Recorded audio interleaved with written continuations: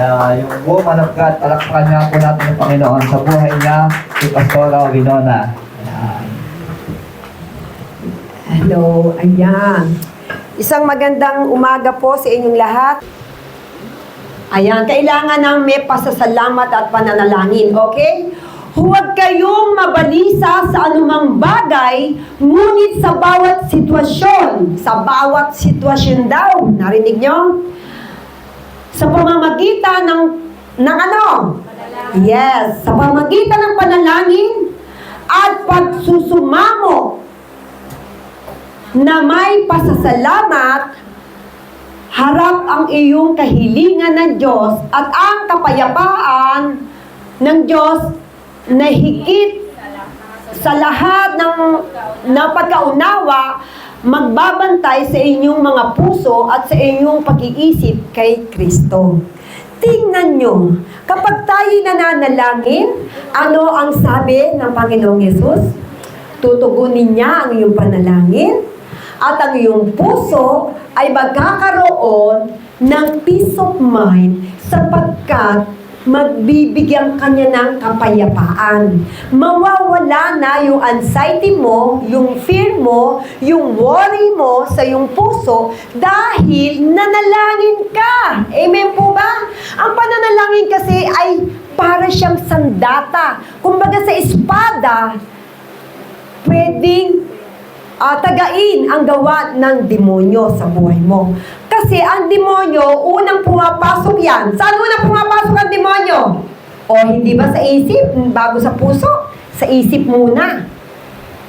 Kasi nga, bumubulong siya sa isip mo na huwag kang manalangin. Baliwalain mo yung salita ng Diyos. Huwag kang mag-meditate. Bakit siya takot? Andun yung katotohanan na ikaw ay magiging victorious sa lahat ng pagsubok sa araw-araw ng iyong buhay. Ano ang ginawa ni Hope?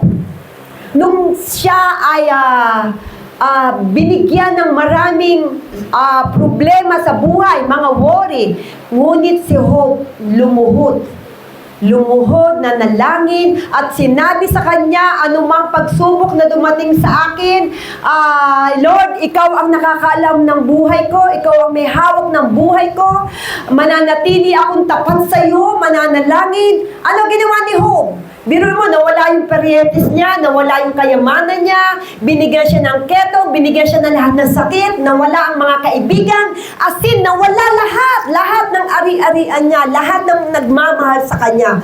Ngunit dahil siya'y babad sa salita ng Diyos, babad siya sa pananalangin. Ano sinabi ni Hope? Lumuhod siyang ganyan, Lord, ako ay mananatiling tapat sa iyo na maglilingkod. Hindi kita iiwan. Ikaw ang lumikha sa akin. Ano sinabi niya? Hubad ako nang lumabas at hubad din akong babalik sa iyo. Bakit niya sinabi ito? Ikaw at ako, mahalaga ang buhay. Amen po ba? Mahalaga ang buhay mo, kapatid. Ikaw at ako, mahalaga ang buhay mo. Na ang buhay, isa sa gusto ng Diyos, magkaroon ng kahalagahan ng buhay mo at buhay ko. Ayaw niyang masayang ang buhay niyo at buhay ko nang wala lang. Yung mamamatay ka nang wala lang. Gusto ko yung lahat tayo, yung naging precious sa harapan ng ating Panginoong Yesus. Nakakalungkot. Mga gawain ganito, yun yung inaayawan pa nila. Pero di nila alam, ano ba ang sabi? Ano ba ang bukas? Hindi mo alam kung bukas buhay ka pa. Sa inyo, yung nangyari sa India. Yung isa doon ay naiwan. Nag-worry siya ng 1 oras o 2 oras dahil naiwan siya ng eroplano. Dahil na-traffic siya. Ito'y babae, Indiana. Nag-aapura siya at ang papuntang London, yung Indian airplane na nagtatatakbo siya, sinabi niya, kaso na-traffic siya. And then, nung na-traffic siya, nanghinayang siya sa pamasahe. Dahil ang mahal ng pamasahe kapag naiwan ka ng aeroplano. Nung naiwan siya, sad na sad siya, sabi niya, ganito yung plano ko, ganito yung plano ko. Marami siyang plano sa London. Dahil sa London sila pupunta. Pero nung siya pauwi na uli sa bahay, dahil sinabi na hindi na siya pwede, umalis na yung plane. Ano ang nangyari? Sumabog. At nag-crash yung aeroplano at bumaba sa building. 265 something yung namatay. Ano yung pinakikita ni Lord doon? May nabuhay pa doon, yung sakay na passenger na lalaki. Nabuhay siya. Ano ibig sabihin doon? Anumang paghahanda mo, anumang paghahanda mo sa buhay mo, hindi mo kayang paghandaan. Amen po ba? Anumang plano mo sa buhay mo ngayon o bukas, di mo kayang hawakan. Bakit? You did not know the will of God. You didn't know. Nalaman ba nung babae, bakit siya naiwan? Nung napanood niya sa screen, sobrang iyak niya. Umiiyak siya. Lord, kaya pala ako naiwan sa aeroplano. Dahil gusto mo pa pala akong mabuhay. Dahil may plano ka pa pala sa aking buhay. Akala ko pangit yung nangyari. Akala ko sinisi niya na ang Diyos. Bakit gano'n? Naiwan siya. Doon niya na-realize, anumang plano mo sa buhay, kapag hindi will ng God, wala kang magagawa. Amen po ba? Ano nangyari? Nagkaroon siya ng worry, di ba? Dahil naiwan siya ng aeroplano. Nagkaroon siya ng medyo galit dahil nasayang yung pamasahe niya. Hindi niya naripan yung pamasahe niyang papuntang London. Bakit? Dahil tapos na nga yung flight. Nang hinayang, una siya nang hinayang sa pera, sa effort, sa pagod. Yung isip niya, pinuno niya ng problema. Pero, naliwanagan ba siya? Naliwanagan ba siya nung in the end na nalaman niyang siya tanging nabuhay dahil siya naiwan? Amen? Palagpakan nga natin, Panginoon.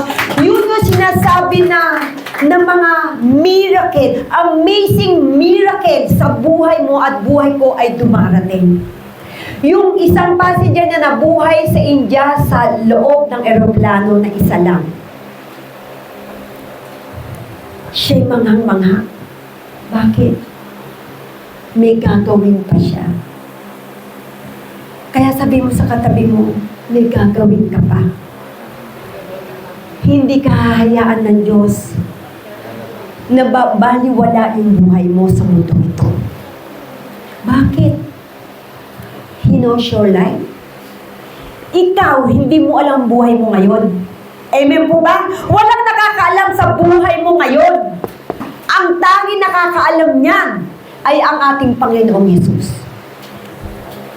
Andun yung aklat ng buhay natin. Kaya nga sa umpisa, ano sinabi ko, hindi ito Biblia pero illustration lang. Ano yung illustration ko sa umpisa? Ano to? Ano ito? Aklat ng buhay. Andito ba yung buhay mo? Andito ba yung buhay nyo, mga kapatid? Nasulat ba ang buhay nyo rito? Nasasaad ba yung mga warning ng Diyos dito? Nasasaad ba yung pagpapala ng Diyos dito sa Biblia? Andito lahat. Ito nga yung susi. Bakit ito tinawag ng aklat ng buhay? Andito ka.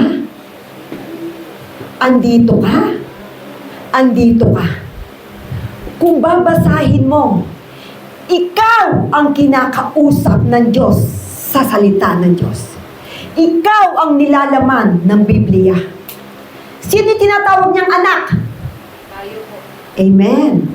Ikaw at ako, anak ng Diyos. Kaya huwag niyong baliwalain yung Biblia. Andito ka sa loob. Andito yung ikaw yung kinakausap dito ng Diyos. Wala na si Job. Wala na si Abraham. Wala na si Jacob. At wala na rin yung 12 apostol. Sino ngayon ang narito sa mundo? At sino ngayon yung kakausapin ng Diyos? Tayo. Kaya, yung hininga ng Diyos nasa iyo, ang Espiritu ng Diyos nasa iyo. Kaya, read the book of life. Read the salvation of God. Read the Bible. Dahil andito ka. Andito yung mga babala. Andito yung mga pagpapala. Andito yung mga himala na magaganap sa buhay mo at buhay ko. Kaya napakahalaga. Amen po ba? Palapakan natin ating Panginoon Jesus.